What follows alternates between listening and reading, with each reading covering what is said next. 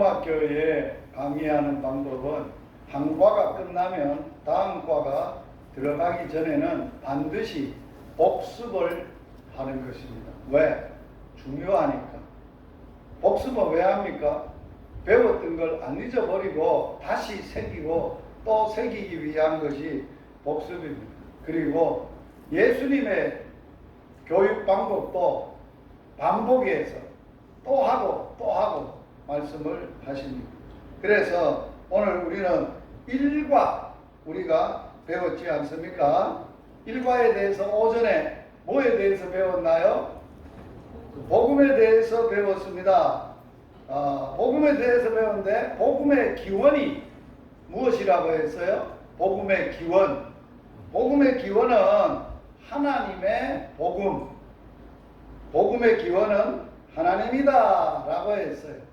이 하나님의 복음을 이 땅에 최초로 복음을 전하신 분이 누굴까요? 예수님이세요.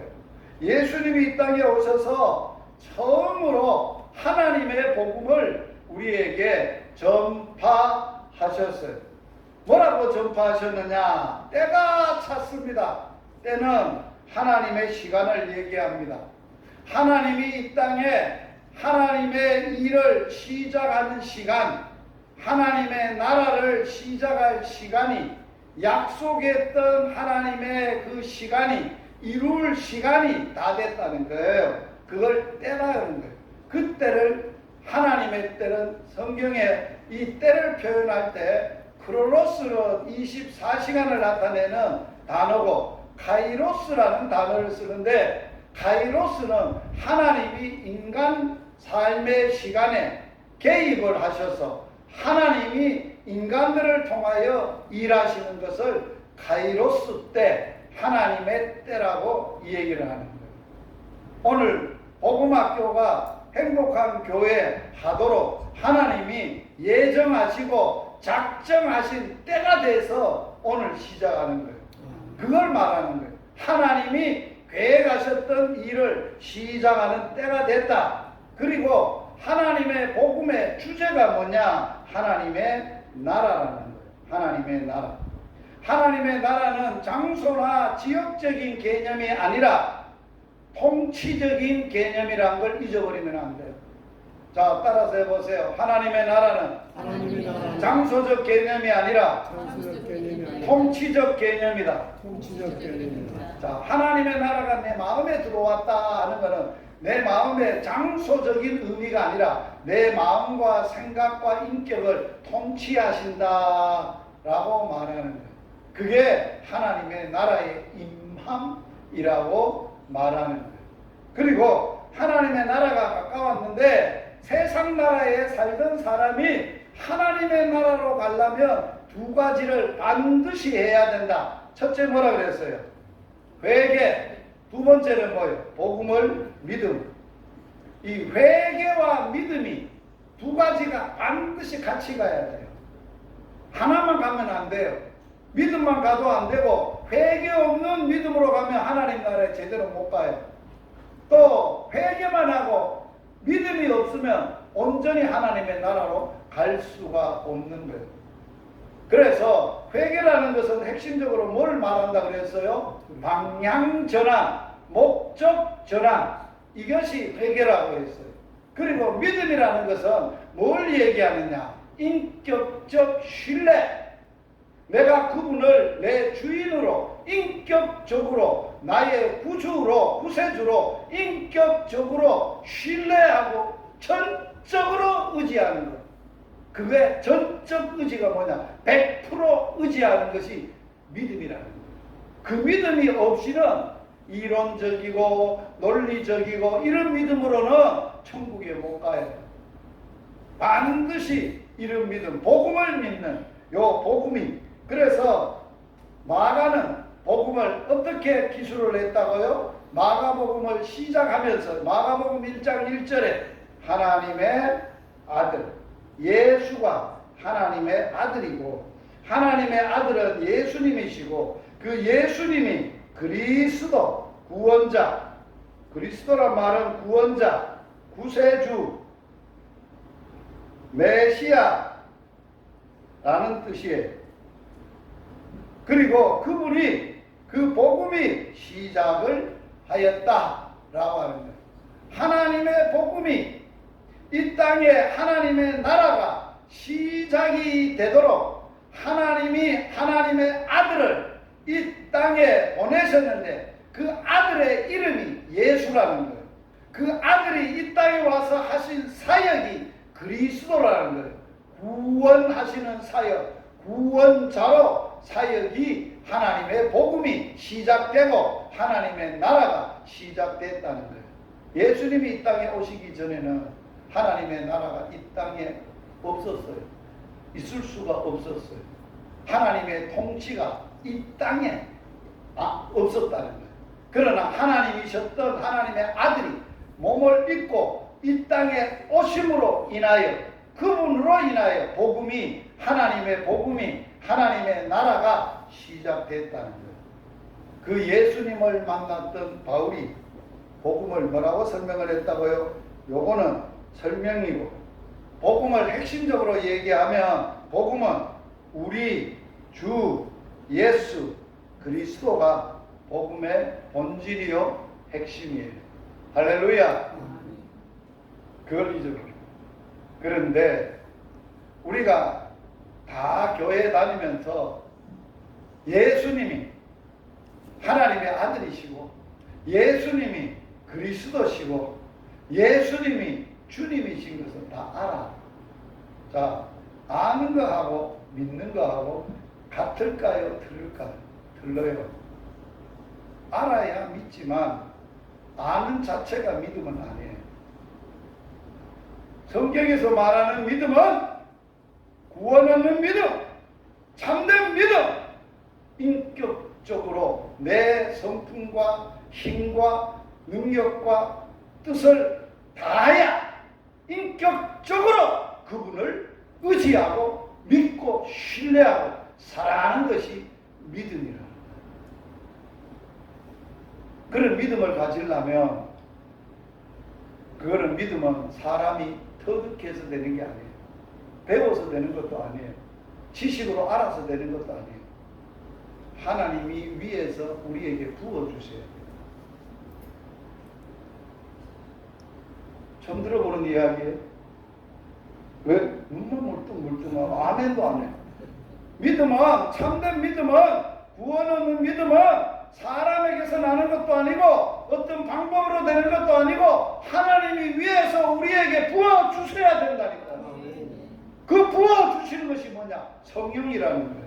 하나님의 성령, 하나님의 신, 성신, 예수 그리스도의 영이 와야 예수 사람으로 변화되고 바꿔지고 믿어지고 인격적으로 신뢰를 가고 하나님이 나를 어떻게 예수를 통해서 사랑했던지 그 사랑을 느끼고 깨닫고 감사하고 감격하고 의지적으로 반응하게 된다는 거예요.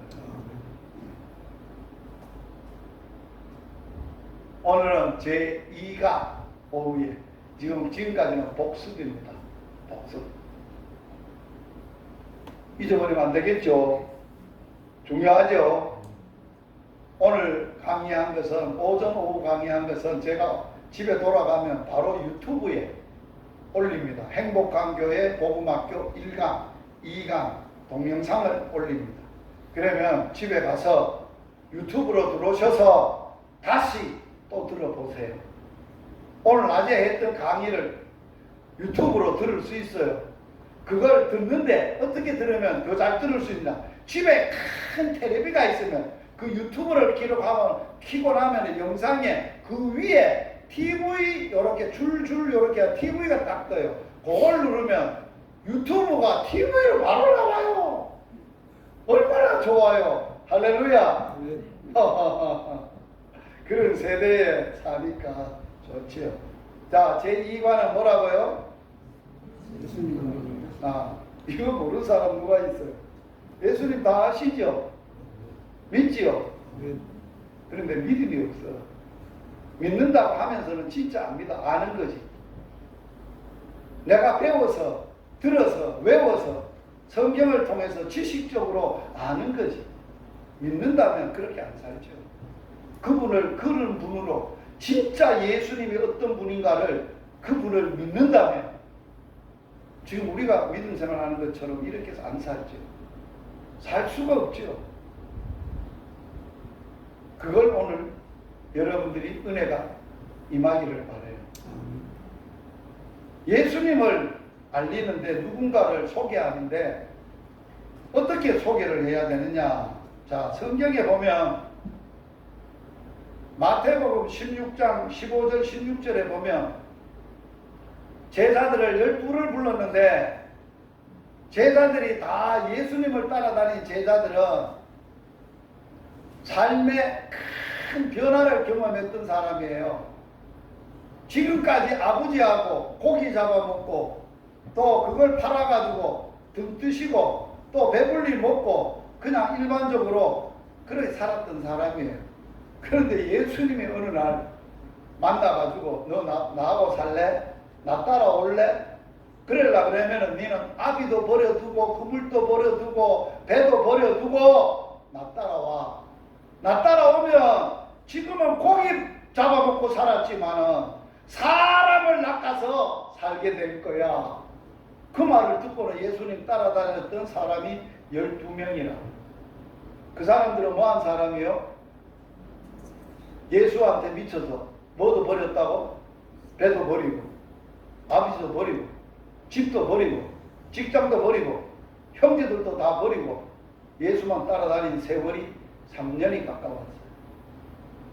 보통이 아니죠. 시간이. 그런데 예수님이 입장에서 보면 궁금한 거예요. 도대체 집도 버리고 아비도 버리고 직장도 버리고 나만 따라다녔던 시간이 오래된 도대체 저놈들이 꿈꾸니가 나를 누구라고 알고 따라다닐까 궁금한 거야. 이게 예수님이 있던 관건이에요. 제자가 되려면 스승이 누군가를 어떤 분인가를 정확하게 신뢰하고 믿고 따라야 진짜 그 스승의 제자가 되는 거예요. 그냥 같이 따라다닌다고 제자 되는 거 아니에요. 그 사람의 강의를 들었다고 제자 되는 거 아니에요.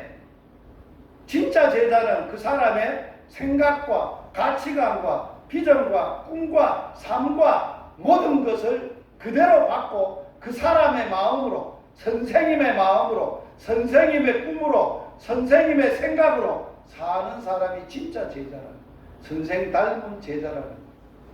근데 예수님이 볼 때는 중간중간 헛소리를 하도 많이 하니까 헷갈리는 거예요. 이놈들이 진짜 이게 내 제자가 됐는지 안 됐는지 궁금해가지고 하루는 빌립보 가이사라 지방을 지나가면서 예수님이 알아보려고 물었어요. 뭐라고 물었느냐? 얘들아, 사람들이 나를 누구라고 하든, 그러니까 제자 중에 어떤 사람이요, 유명한 세례요한이라고 합니다. 세례요한은 개혁자를 말해요. 사회개혁자, 종교개혁자, 이런 성격으로 그런 분류의 사람이라고 합니다. 어떤 사람은요 선지자라고 합니다. 어떤 사람은요 선지자 중에 또 어떤 훌륭한 분이라고 합니다. 그러니까 예수님은 거기 사람들이, 세상 사람들이 예수님을 누구라고 하느냐에는 관심이 없어요. 되물어보지도 않아요. 진짜냐? 그게 사실이냐? 물어보지도 않아요. 왜 그 질문을 했다고요? 제자들의 대답을 들으려. 그래, 2차. 그렇다면 너희는 나 누구라고 생각해? 오늘 오후에 성령님이, 예수님이 직접 이 땅에 오셔서 너 60년 70년 교회 다녔냐? 너 나 누구라고 믿고 따라다녔냐? 그렇게 물어보는 거예요. 난 누구라고 따라다녀? 권사님, 장로님, 집사님, 성도님, 예수님이 누구라고 믿고 따라다녔어요? 어떤 분으로 알고 따라다녀서 묻는 거예요. 이게 예수님이 인생에 진짜 복음으로 예수로 사는 삶을 살아가도록 하는 첫 질문이에요. 이 질문에 정확한 대답이 없으면 행복한 삶이 시작이 안 돼요.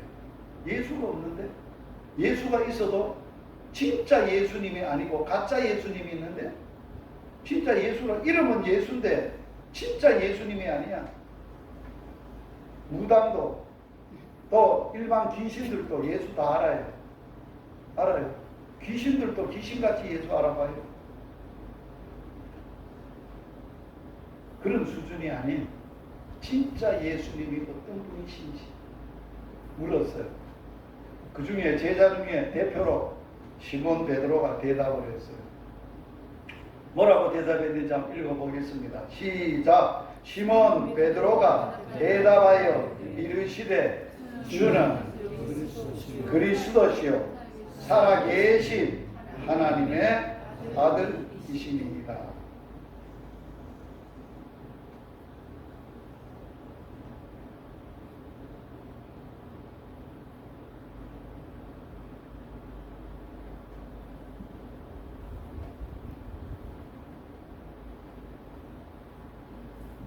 중요한 대답을 들었어. 이 대답을 듣고 예수님이 너무 흐뭇했어요. 너무 기뻤어요. 이야, 진짜 백이다 이거. 진짜다. 그러면서 칭찬을 해줬어요. 바요나 시몬아. 원래 베드로 이름이 누가 지으셨어요? 베드로라고. 예수님이 지어준 거예요. 원래 이름은 예수님 만나기 전에, 예수님을 믿기 전에, 예수님 제자가 되기 전에 이름이 뭐예요? 바요나 시몬이어서 시몬. 바요나 시몬아, 네가 복이 있다. 이거 너 알게 하기는 혈육이 아니요. 하늘에 계신 너 아빠, 너 아버지가 알려준 거다. 중요한 이야기예요. 예수님을 안다든지 하나님을 안다는 이 아는 지식은 이론과 논리와 지식적인 지식이 아니라는, 누가 알려줘야 알 수 있는 지식이라, 하나님이 알려주셔야 알 수 있는 지식이에요. 이걸 신지식이라고 합니다. 하나님이 자기를 우리에게 알리신다. 진짜 살아계시고 인격적이시고 우리와 같이 육신은 없지만 영으로 존재하고 계시고 하나님이심을 우리에게 알려야 되는 거예요. 어떻게 알려주신다고? 하나님이 알려주셔야 알립니다. 어떻게 알려주십니까? 성령을 부어주셔서 알려주십니다. 그게 영적 지식이랍니다. 배워서가 아니라요. 강의를 들어서가 아니에요. 성경을 수천 번 읽어서가 아니에요. 성경을 백독해도 예수님을 인격적으로, 하나님을 인격적으로 못 만나고 안 믿고 사는 사람들이 태반이에요. 성경 말에 있다고 예수님 아는 거 아니에요. 지식적으로는, 지식적인 부분은 많이 알지 모르지만 진짜 인격적으로는 못 만납니다. 교회 다니는 사람은 많은데 인격적으로 예수님을 만나고 그분적으로, 인격적으로 그분과 교제하고, 인격적으로 교제하고, 진짜로 부부가 같이 인격적으로 사는 것처럼 예수와 함께 사는 삶을 사는 사람이 너무너무 적다는 거예요. 너무너무 찾아보기 어렵다.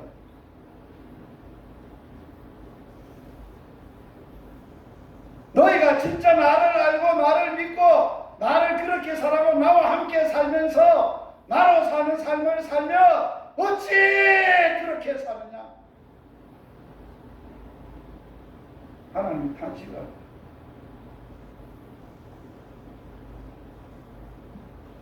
그런데 베드로는 칭찬을 받아. 누가 알게 해줬다고? 하나님 아버지가.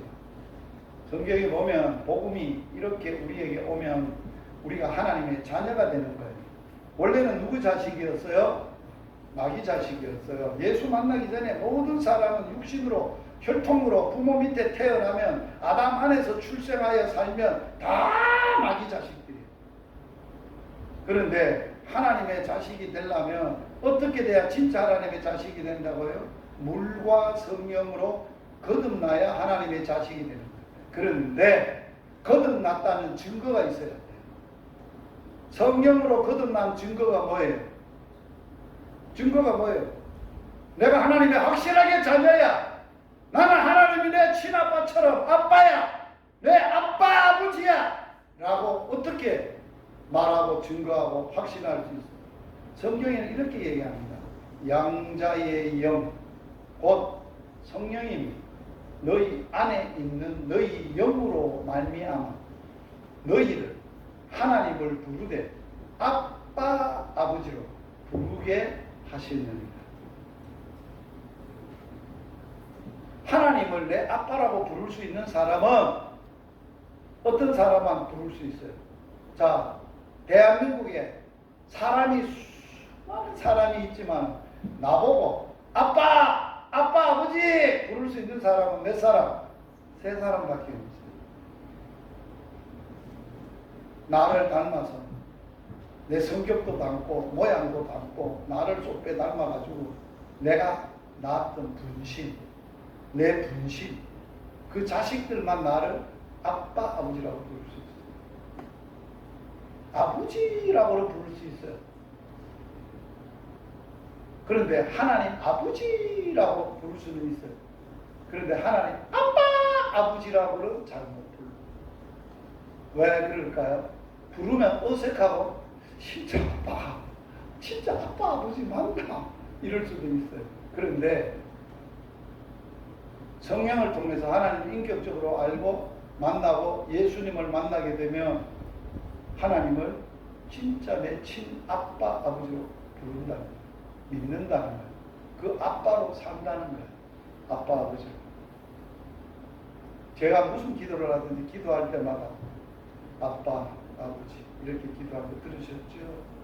모든 기도에 언제부터 그 기도를 그렇게 했을까요?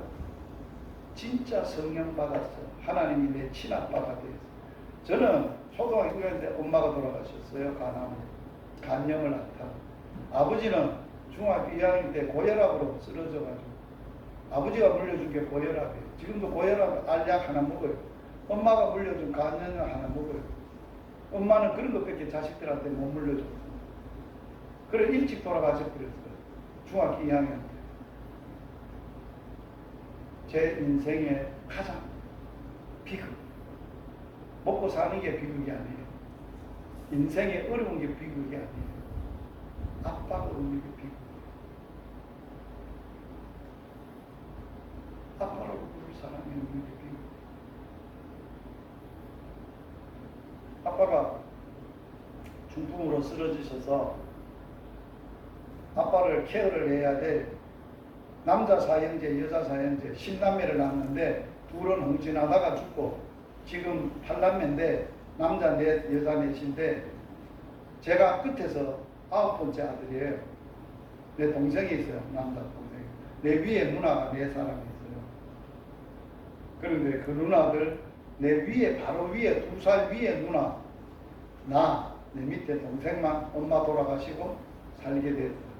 그때 3사람이 살면서 아빠가 쓰러진 거예요. 그럼 누가 아빠를 케어해야 돼요? 그래도 1살이라도 2살이라도 더 많은 남자인 내가 해야 되잖아요. 근데 2살 많은 누나가 못하잖아요. 아버지인데. 그래서 제가 케어를 했어요. 그래서 중학교 2학년 때는 태반이나 중학교 1학년, 2학년 학교를 못 갔어요. 아버지 도와드린다. 돌아가시기 얼마 전에 아들 유씨가 내 아빠 나한테 할 말이 아빠 하세요. 나를 탁 대답하시고 눕고요. 니네가 아비가 돼서 어린 자식한테 내가 못할 짓을 하고 있구나. 눈물을 아빠 왜 그러세요? 괜찮아요. 아빠만 있으면 되지. 내가 뭐 학교 못 가고 아빠 도와주는 게 뭐가 그게 그 문제가 돼요. 아빠 괜찮아요. 아들한테 눈물을 안 보내려고 돌아서 아빠를 경험하자. 며칠 뒤에 학교 갔다 오는데 아빠가 세상을 떠났다. 하늘이 아빠가 못 움직이도록 집에 계시면 아빠라고 부르고 아빠하고 집에 들어오고 아빠가 계시니까 염려도 안 되고 걱정도 안 됐어요. 이제 아버지도 살 길이 막막하잖아요.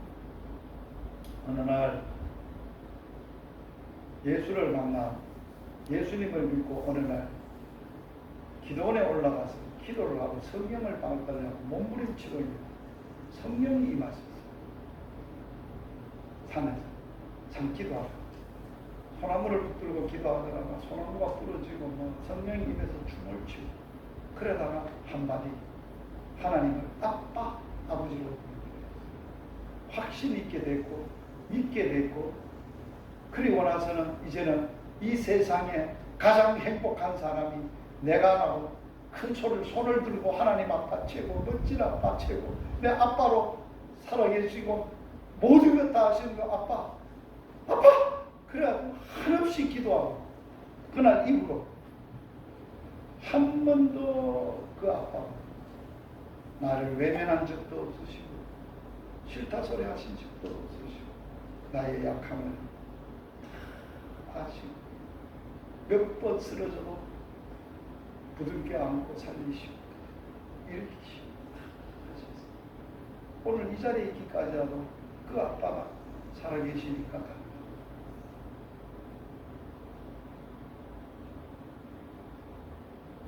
내 자녀들에게 믿음을 유산으로 물려준다는 게 뭘 물려주는 거냐?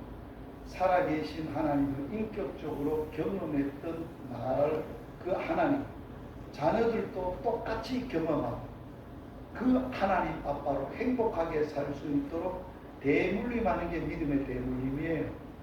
이론적으로 지식적으로 내가 목사가 됐으니까 네가 목사가 되면 그런 직분적으로 그런 것 대물림이 아니에요. 하나님을 아빠로 친아빠로 믿고 목회하고 사는 사람이 목사 중에도 몇 사람이나 되겠어요? 장로님 중에 몇 사람이나 되겠어요? 교인 중에 몇 사람이나 되겠어요? 직분도 있어요. 사역도 있어요. 다 있어도 본질은 하나님을 인격적으로 못 만나는 것밖에 아무런 능력이 없어요. 힘이 없어요. 언제 하느냐? 결정적으로 위급할 때, 결정적으로 인간이 아무것도 할 수 없을 때. 그래도 그런 현실에 부딪혀도 조금도 두려워하지 않고 염려하지 않고 담대하고 든든하고 확신이 있는 것. 그게 하나님 인격적으로 만난 사람의 특징이에요. 3년 전에 간암 수술할 때 제가 하나님한테 엎어졌어요. 간염으로 죽을 때 살려주셨던 아빠, 이제 오래돼서 이제 간암이 됐는데 어떻게 하실 거예요? 데려가실 거예요? 살리실 거예요? 아빠 마음이 어떠세요? 하나님 아빠 마음이 어떠세요? 아빠 말씀해 주세요. 엎드려서 울고 기도하고 하나님의 말씀을 주셨어요. 아들아, 고린도후서 1장 8절에서 11절 읽어보니까 사도 바울이 아시아에서 전도하다가 죽을 꽃을 먹고 자기가 사형 선고를 자기 마음에 이제는 끝이야 죽었다라고 하는 그런 환경에서 하나님을 만나고 인격적으로 만난 고백이 그 말씀이에요. 바울은 이렇게 고백했어요. 내 마음에 사형 선고를 받고 이미 죽음의 아래 드리웠지만은 하나님이 나를 왜 그런 벼락에 마지막에 세웠는가? 자신을 의지하지 말라.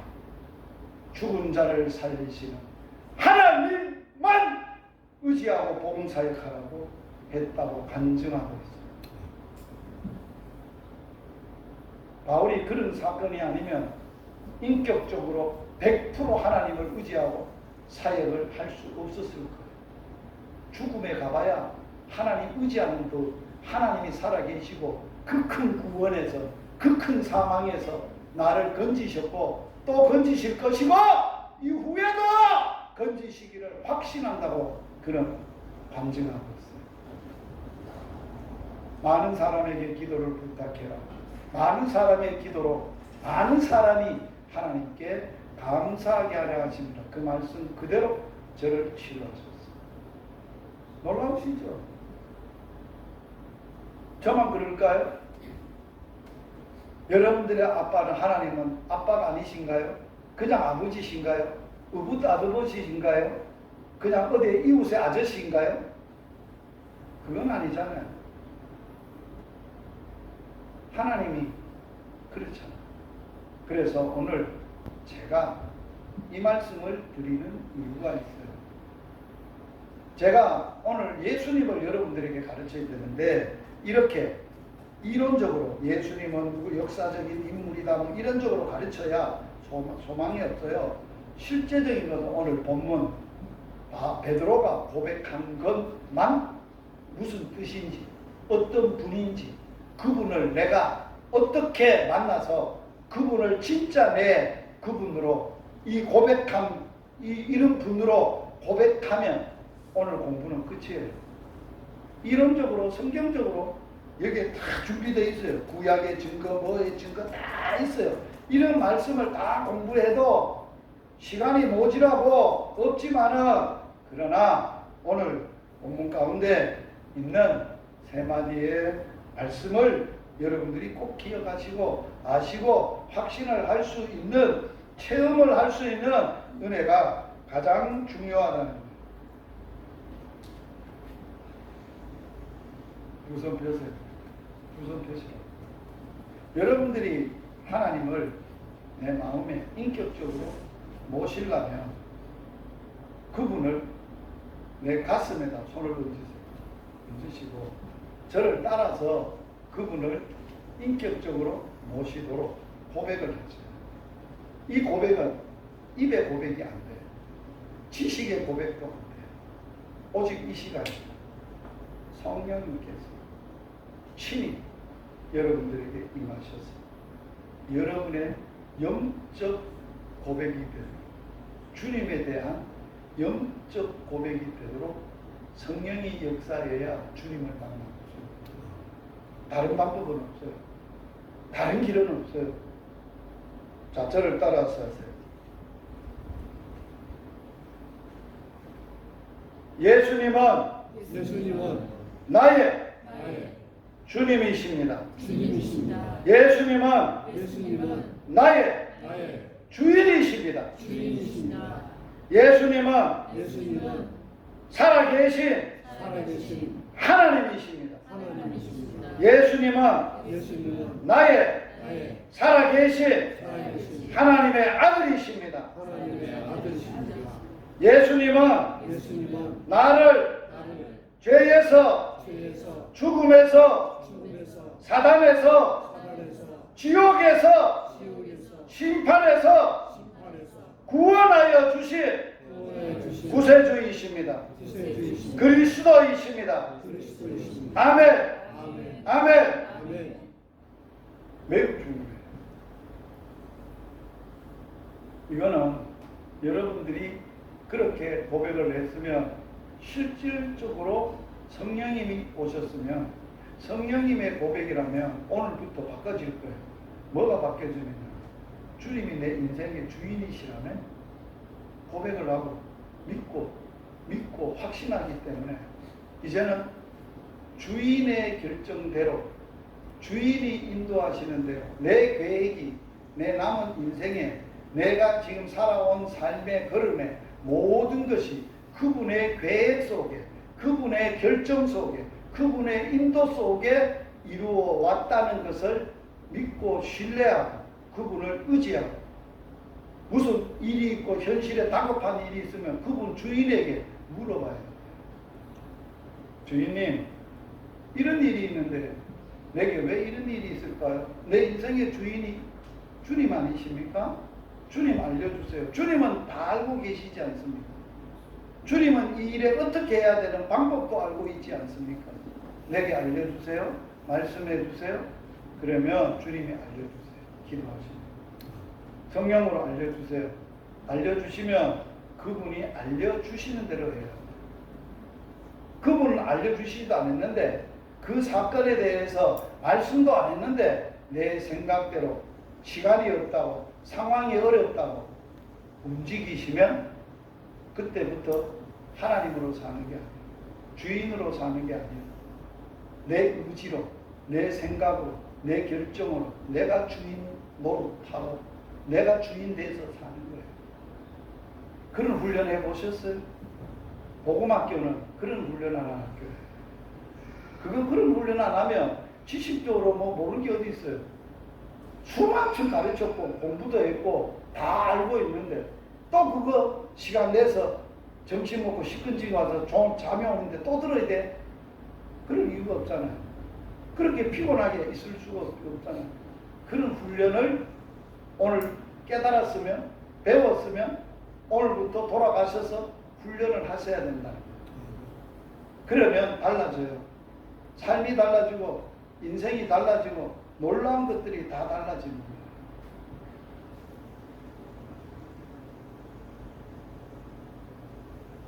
제가 사역 전환을 하고 지금까지 살았던 삶을 돌아봤어요. 돌아보니까 내 모습이 두 가지의 모습이 있어요. 하나는 내가 결정하고 내가 원하고 내가 하고 싶어서 내 열정으로 내 힘으로 내 방법으로 내 능력으로 살아왔던 삶이 있었어요. 그 삶을 돌아보니까 많은 사람들에게 상처도 줬고 아픔도 줬고 열매도 얻고 참 추한 삶을 살았어요. 내가 스스로 내 능력으로 살았던 삶. 그런데 또 하나는 하나님이 찾아오셔서 내게 말씀하시고 내가 그 말씀에 앞도 뒤도 안 돌아보고 순종하며 말씀에 순종했던 살아왔던 삶의 모습이 하나 있더라고요. 그거는 내가 산 거 아니잖아요. 주님이 말씀하셨고 주님이 말씀하신 대로 주님이 방법으로 주님의 능력으로 주님이 사신 인생이에요. 나를 만드시고 이끄시고 주님이 산 나를 만드신 내 인생을 만드신 삶이잖아요. 그건 너무너무 아름다운 이보다 더 아름다울 수는 없는 거예요. 그걸 터득하고 하나님이 보여주셨고 깨닫게 하셨고 그 이후 오늘부터는 내 힘으로 살지 않을 내 생각으로 살지 않을 내 방법으로 살지 않을 그거는 추한 삶만 남기는 거예요. 상처 주는 삶만 남기는 거예요. 어려운 것만 생길 수밖에 없는 거예요. 오늘은 주님으로 삽니다. 주님 말씀하시면 주님이 어려울 때 어떻게 해야 될지 모를 때 어떤 상황이 생길 때 주님한테 전적으로 의뢰합니다.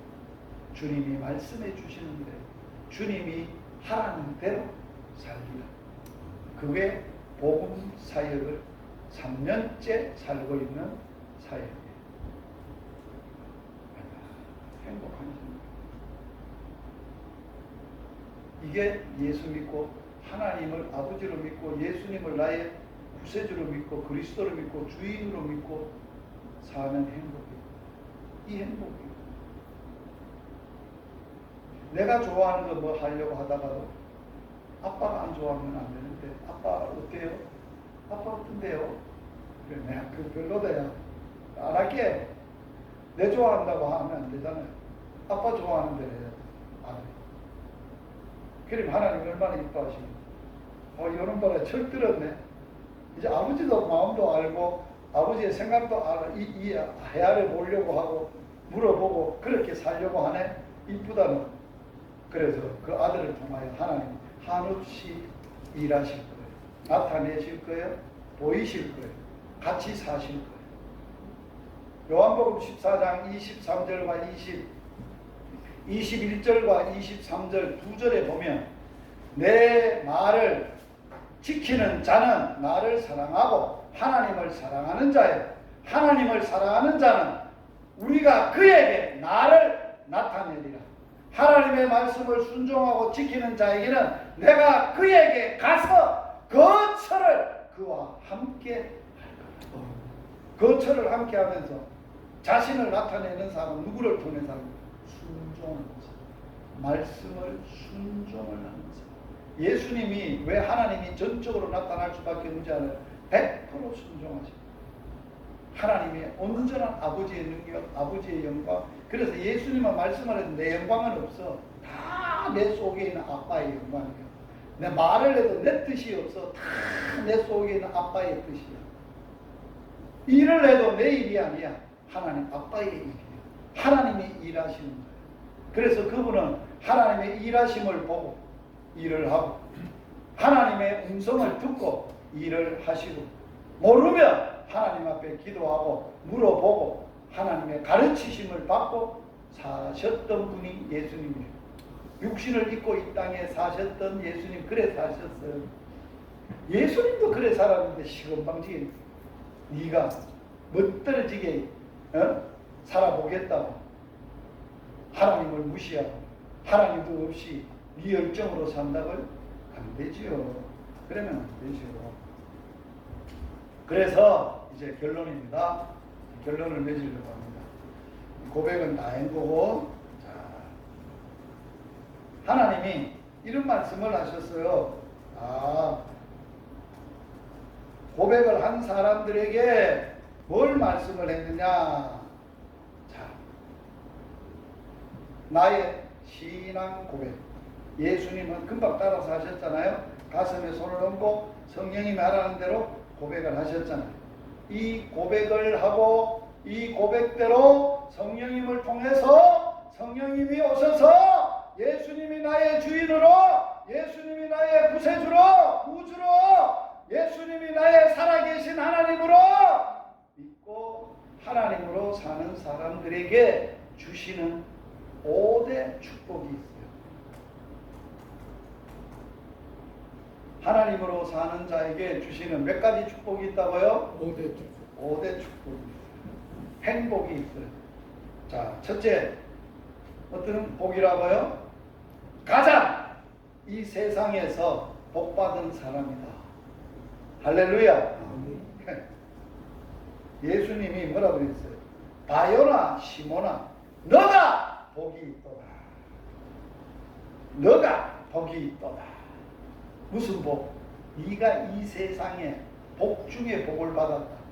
바요나 시모나, 시몬이 뭐 돈이 많습니까? 직업이 좋습니까? 배운 것이 많아서 그렇습니까? 세상 사람들보다 뛰어나서 복이 있다고 합니까? 아니잖아요. 하나님을 안 것, 성령을 통해서 하나님이 진짜 알게 된 것. 여러분, 하나님 아는 게 최고의 복입니다. 아멘. 할렐루야. 아멘. 그러려면 매일 하나님을 더 깊이 인격적으로 교제하며 알아가는 것. 그 행복이 날마다 더하여지기를 바랍니다. 아멘. 그런 삶에, 그렇게 삶으로 하나님을 알아가는 것에 자라가기를 바랍니다. 커지기를 바랍니다. 예수를 오래 믿으면 믿을수록 하나님을 알고 하나님의 성품이, 하나님의 뜻이, 하나님의 성령의 열매가 맺어져야 하나님을 아는 거예요. 제대로 아는 거예요. 두 번째 무슨 복이에요?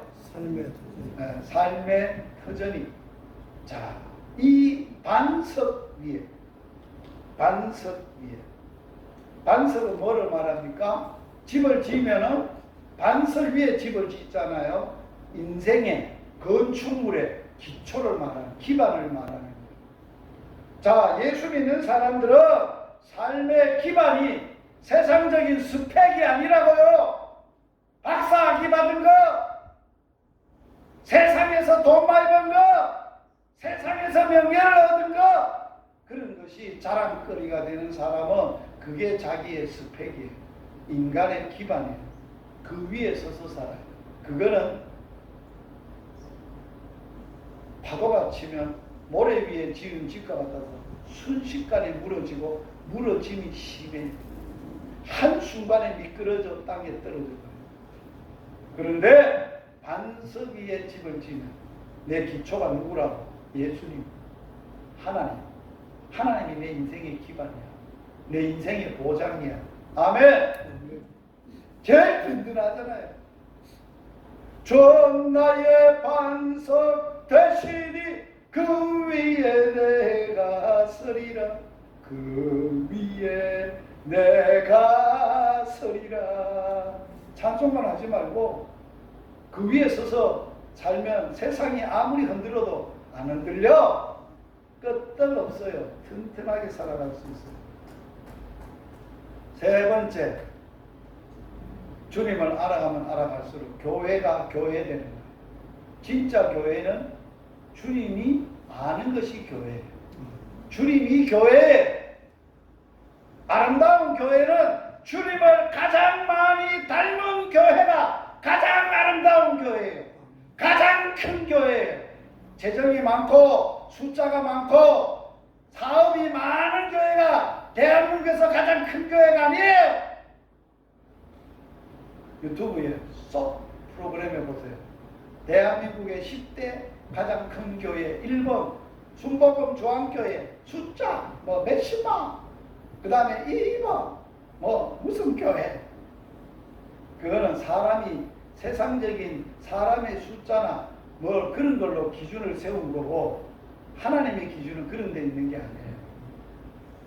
얼마나 니 나 닮았니? 얼마나 내 마음 아니? 얼마나 니 내 뜻을 아니? 얼마나 나 닮아서 예쁘게 사니? 그걸 원하시는 거예요. 그런 사람 한 사람만 있어도 세상을 바꿔요. 하나님은 일을 그래 하시지 숫자가 많다고 하나님이 일하시는 거 아니에요. 세상의 숫자는 세상적인 방법으로 세상의 힘으로 사업하는 거지 하나님의 일하시는 방법은 아니에요. 그 사이에 교회가 너무 세속화됐어요. 일하는 것도 다 인간적으로 사업적으로 일하고 있어요. 어떻게 하나님의 방법으로 하나님이 원하시는 대로 하나님으로 보실 때 아름다운 교회로 세워져 가는 거예요. 그게 그런 교회가 찾아보기 어려워요. 그만. 세 번째, 네 번째, 어떤 복을 받는다고요? 음부의 권세가 뭐예요? 마귀가 우리를, 세상을 다스리는 통치자인 마귀가 우리를 못 건드린다는 거예요. 할렐루야! 못 건드려. 건드리면 하나님 죽이지. 못 건드리죠. 음부의 권세가 못 건드려요. 어둠의 그림자, 저주의 그림자, 사단의 역사, 우리들을 의혹해하고 정신분열을 주고 우울증을 주는 이런 역사가 건드리지 못해요. 하나님으로 기쁘게 살면 우울증이 올 수가 없어요. 우울증이 왔다가도 치료가 되고 말아요. 하나님이 치유법을 내셨는데 잘 들어보세요. 사람이 만들 수 없는, 사람이 의학적으로 만들 수 없는 약을 하나님은 다 가지고 계세요. 처방을 하세요. 하나님. 그렇죠. 어떻게 하시는지 알아요? 나를 인하여 기뻐하는, 기뻐 즐거워하고 사는 그 심령과 영혼 속에는 하나님만 주실 수 있는 강력한 치료제가 있다는 거예요. 그거는 암이고 뭐고 세상에 어떤 것도 다 죽이는 거예요. 놀라우시죠? 그게 하나님의 치유법이에요. 그걸 뭐라고 하냐? 전인격적 하나님의 치유. 제가 복음병원에서 설교하는 사람이에요. 복음병원의 의사들은 다른 병원 의사들하고 달라야 된다고 맨날 가서 설교하는 사람. 왜? 다른 교회는 그냥 의사가 진료해서 사람들, 환자들에게 아픈데 물리적으로 약이나 처방하고 마음이나 위로를 하고 그 정도밖에 못해요. 그러면 연기가 돼요. 그런데 복음병원은 아니에요. 그런 수준이라면 복음을 빼야 돼요. 그냥 병원하면 돼요. 그런데 복음병원은 그런 게 아니잖아요. 복음병원은 뭐 하는 게, 뭐로 치료하는 게 병원이에요? 복음으로 치료하는 게 복음병원이지. 복음이 없으면 뭘로 치료해요? 복음병원에서. 그래서 의사들이나 간호사들 제가 가면 복음으로 무장시키는 일을 해요. 예수님이 치료하는 방법으로 치료하라고 가르치고 하고 있어요. 음부의 권세는 못 이기는 거예요. 세상이 감당하지 못하는 거예요. 그래서 히브리서는 믿음으로 산 사람들의 결론을 딱 써놨어요. 뭐라고 써놨는지 알아요? 이런 자들은 세상이 감당치 못할 자로. 오늘 이 자리에 앉은 여러분, 진짜 믿음의 사람은 세상이 감당치 못하는 믿음의 사람들로 사시기를 바래요. 성경에 기록되기를 바래요. 그런 사람들이 믿음으로 산 역사를 기록해 놓은 게 히브리서 11장. 마지막 무슨 복이라고요? 요사이는 자식들 키워가지고 시집장가 보내고 독립시키려면 열쇠 3가지 줘야 되는데요. 첫째 자동차 열쇠, 두 번째 아파트 열쇠, 셋째 통장 열쇠. 3개 주면 최고의 아빠예요. 그런데 예수 믿는 사람은 이 3가지를 하나도 못 줘. 한 가지만 주면 최고야. 세상이 보다 최고의 아빠가 돼. 그게 뭐냐? 천국 열쇠. 할렐루야. 여러분 그 열쇠 갖고 있죠? 자식들한테 주소 가르쳐줘. 대불림에 그 천국 열쇠가 뭐냐라고 할 때, 천국 열쇠가 뭐냐라고 할 때, 땅에서 매면 하늘에서 매이고 땅에서 풀면 하늘에서 풀리는 열쇠라. 그 말이 무슨 열쇠예요? 그러면 예수의 이름으로 예수님이 이 땅에 오셨다가 우리들에게 남겨주고 간 게 2가지밖에 없습니다. 세 가지밖에 없습니다. 첫째, 말씀이셨던 하나님 이 땅에 와서 말씀만을 우리들에게 위임하고 하셨어요. 말씀이 네 기업이다. 말씀으로 사는, 말씀으로 사는 게 해답이다. 두 번째, 예수님의 이름으로 기도하면 내가 하나님 아버지께서 다 응답하시고 들으시고 하나님께 영광이 될 것이다. 예수님의 이름으로 기도를 물려주셨어요. 그게 천국 열쇠예요. 세 번째 물려준 게 있어요. 성령을 부어주시고 보내주신 거예요. 이것만 받으면, 이 3개의 은총만 입으면 이 땅에 살 때 겁낼 거 하나도 없어요. 자, 저는 돌아보면 하나님이 내 아빠가 되고 그날부터 하나님 아빠한테 예수님 이름으로 기도했는데 응답 안 해준 것도 있지만 하나님이 그거는 응답 반드시 해주는데 아직도 아버지 때가 안 돼서 응답을 안 하신 것이지 안 해주는 건 아니에요. 그래서 다 응답받았어요. 얼마나 재밌었겠어요. 얼마나 놀라웠겠어요. 얼마나 신나게 살았겠어요. 할렐루야. 그래서 저는 자녀들을 키우면서 너 육신의 아버지 의지하고 재미없다. 야. 육신의 아버지를 봐라. 비서 말라가지고 끔찍하게 병이란 병은 다 치료하고 병 치료하고 뭐 볼품이 있나 의지할 게 있나 아무것도 없다. 야. 재미없다.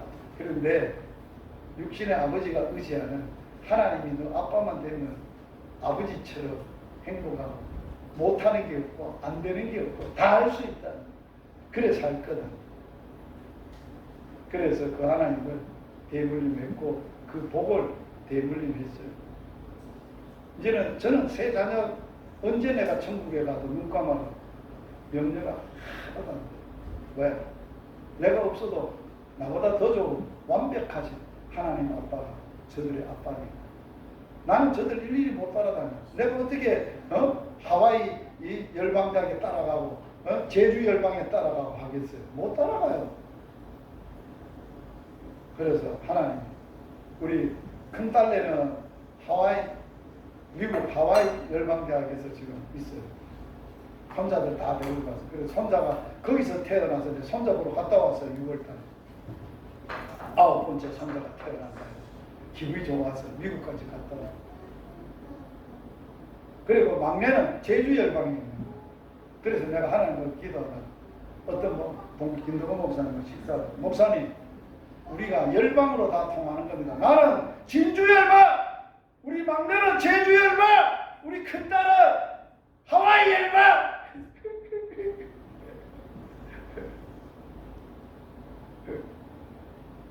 우리 큰아들은 대한민국에서 제일 거창.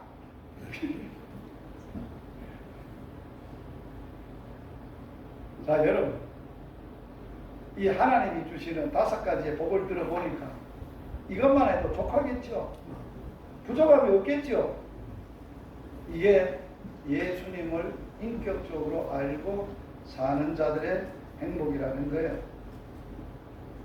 성경은 바울은 사도 요한은 기도의 사람이에요. 사랑의 사람이에요. 요한이 우리에게 이렇게 알려주고 있어요. 우리가 가진 바 담대한 것이 이것이다. 딴 데는 없어. 이것만 있으면 담대한 것이 이것이다.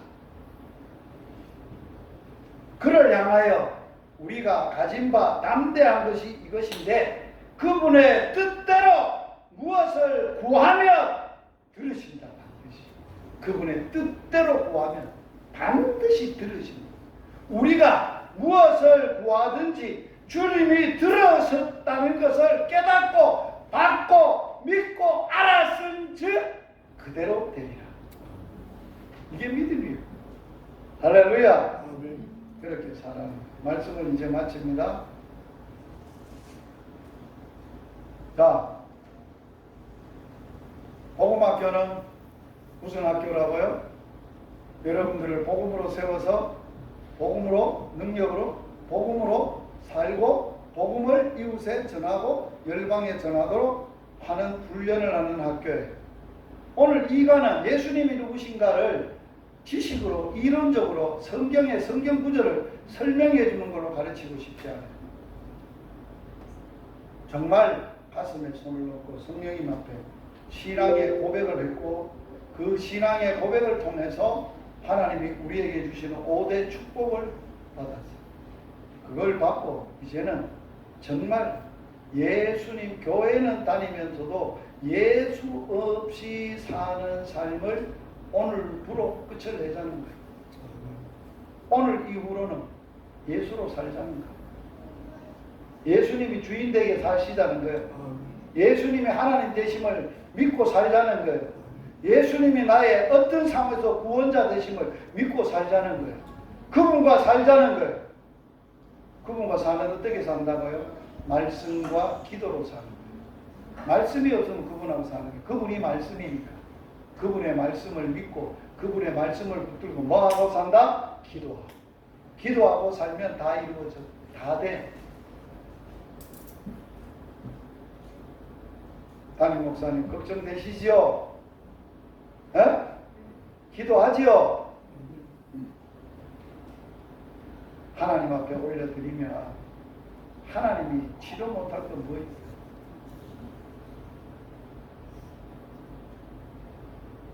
그런 정도의 병은 하나님이 치료 못하시겠어요?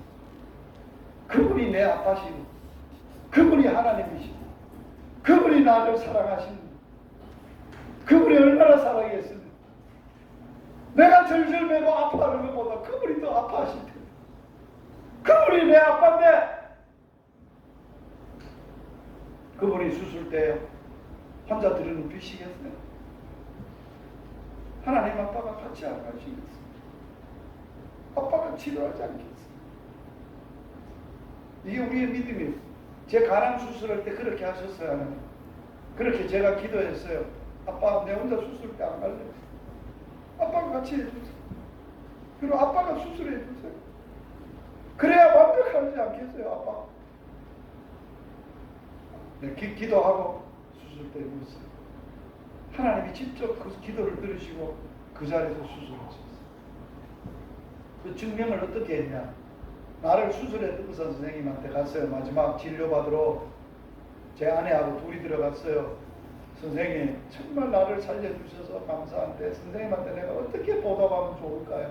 감사할 수 있는 기회를 좀 주세요. 그랬더니 그 의사 선생님 손을 들고 목사님! 이 손이 수술했습니까? 그분이 이 손을 붙잡고 수술했으니 내게 감사하지 말고 그분에게 감사하세요. 가세요. 누가 수술했다고요?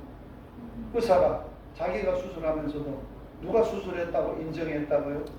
그분이 자기 손을 붙들고 그분이 수술했어요. 신실하신 하나님, 기도한 대로 응답하시는 하나님, 목도하고 보여주시는 하나님. 너의 염려를 다 주께 맡겨버리라. 그가 너를 건구하시고 요동치 않도록 붙드시니 염려할 것 없어요. 저는 목사님 아픈 얘기를 듣고 제하고 동력하는 동력자들에서 목사님이 아프시단다. 언제 수술하면 기도 좀 해줘라. 기도하겠습니다. 같이 기도하겠습니다. 기도 위에 다른 이유가 뭐 있어요? 뭐가 있겠어요? 할 수 있는 게 뭐 있겠어요? 오늘 또 그런 은혜가 이 행복한 교회 복음학교를 하면서도 그런 사건을 경험하고 치유하면서 역사하면서 하나님을 더 깊이 알아가는 은혜가 있기를 축복합니다. 그래서 정말 하나님이 살아계십니다. 하나님이 왜 이때에 하나님이 이 일을 이렇게 하셨는지를 여러분이 체험하셔야 돼요. 그래야 행복하게 돼요. 할렐루야. 기도하시겠습니다. 살아계신 하나님 우리 아빠 아버지 감사합니다. 오늘 복음학교 두 번째 강의를 했습니다. 예수님이 누구신지를 나누었습니다. 지식적으로 이론적으로 말씀만 나누지는 않았습니다. 정말로 예수님을 체험하기를 원했습니다. 인격적으로 만나기를 원했습니다. 갈망했습니다. 사모했습니다. 그래서 손을 가슴에 얹고 진심으로 주님 알기로 주님이 내 주님 되심을, 주님이 내 하나님 되심을, 주님이 나의 구원자 되심을 고백했습니다. 오늘 이후로 이제는 내 혼자 내 멋대로 내 생각대로 내 원하는 대로 살지 않게 하시고 이제는 주님으로 사는 하나님으로 사는 은혜가 있도록 복을 주시옵소서. 그래서 주님으로 행복한 교회가 되게 하여 주시옵소서. 예수님 이름으로 축복하며 기도하옵나이다. 아멘.